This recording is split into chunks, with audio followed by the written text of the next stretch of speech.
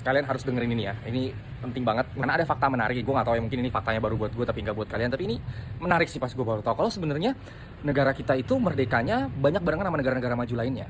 Itu Korea Selatan itu merdeka di round juga 1945 ke atas apa 49, Cina 1949, kita 1945 gitu loh. Tapi selama ini gue sekolah, gue denger masyarakat selalu bilang tuh kita itu masih negara berkembang, Indonesia itu cuma negara berkembang gitu loh. Terus gue mikir, oh iya kita berkembang karena kita baru merdeka, kita baru dijajah Belanda. Dulu gue mikir gitu guys, gitu kan? Karena ya kalau negara-negara lain itu mereka udah maju dari dulu, udah selesai penjajahannya. Ternyata merdekanya barengan. Korea Selatan lebih parah. Mereka bahkan perang saudara dulu, negerinya sempat porak-poranda, hancur-hancuran dulu loh guys. Tapi kenyataannya apa? Kita gembel guys. Bandingin Jakarta sama Seoul. Kalian bilang Indonesia nggak merata, oke Jakarta bagus, tapi Jakarta ini nggak ada apa-apa kalau dibanding ibu kota lainnya, gitu loh.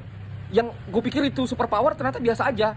Let's say GDP Indonesia itu cuma 5.000 per kapitanya, sedangkan Korea itu 50.000 kok nggak salah, Cina 70.000. Come on, apa yang terjadi gitu? Kok kita bisa ada di tempat yang sama, mulai yang sama, bahkan even kita lebih dulu dari Cina men, kita lebih dulu tapi kita kalah. Oh ada alasan klasik yang ngomong kayak gini. Oh iya karena kan Indonesia itu kan negara besar gitu loh, negara kepulauan, sulit terakses, penduduknya banyak. Hello, Cina 1,4 miliar penduduk, miliaran anjing Cina.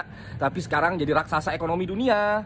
Ayolah, Korea Selatan lebih ribet lagi, perang sama Korea Utara, porak-poranda, hancur. Tapi lihat gimana dia ngebangun kotanya. Tahu nggak masalahnya di mana? Kenapa sih kita bisa kayak gini? Kenapa kita nggak bisa kayak mereka? Kenapa kita masih terus di tempat yang sama, masalah yang sama, jadi negara berkembang gitu-gitu? Tahu nggak? Karena kita tuh nggak punya arah. Kita tuh nggak punya tujuan. Dari awal kita merdeka tuh, kita tuh nggak pernah menentukan arah, disiplin, dan fokus ke arah sana. Dan problemnya tuh lahir dari masyarakatnya. Tipe masyarakat kita juga kayak gitu. Yang penting makan, bobo, tidur, udah beres. Dan pemimpinnya juga sama, mempertahankan masyarakat tetap kayak gitu, yeping doang, begitu udah naik, udah yeping aja, jalan ke luar negeri. Oh iya ini masalah begini, bikin subsidi. Oh ya masalah, kita nggak pernah nentuin ini, kita mau bergerak di sektor apa gitu. Oh kita punya nikel nih, gimana kalau kita bikin baterai? Oke, bakar duit, produksi yang massal, bla bla bla sampai maju. Oh sempat ada ahli nih, top B.J. Habibie nih, ahli pesawat datang, ayo terus produksi massal. Nggak, kalau nggak ada anggaran, kalau perlu pinjam duit dulu, nggak apa-apa, kita lagi ngejar something nih, kita mau punya arah, kita mau jadi negara aviasi ternama di dunia gitu. Nggak pernah.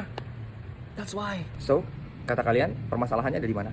Di masyarakatnya, di pemimpinnya, di bangsanya, atau emang kita yang nggak pernah menentuin nasib? Seperti bahasa Tuhan tidak akan merubah nasib suatu kaum kalau bukan kaum itu sendiri yang mau merubahnya. Padahal kita selalu ngomong kayak gini bang, kalau mereka bisa, kenapa saya enggak? Kan sama-sama makan nasi. Korea Selatan makan nasi, Cina makan nasi,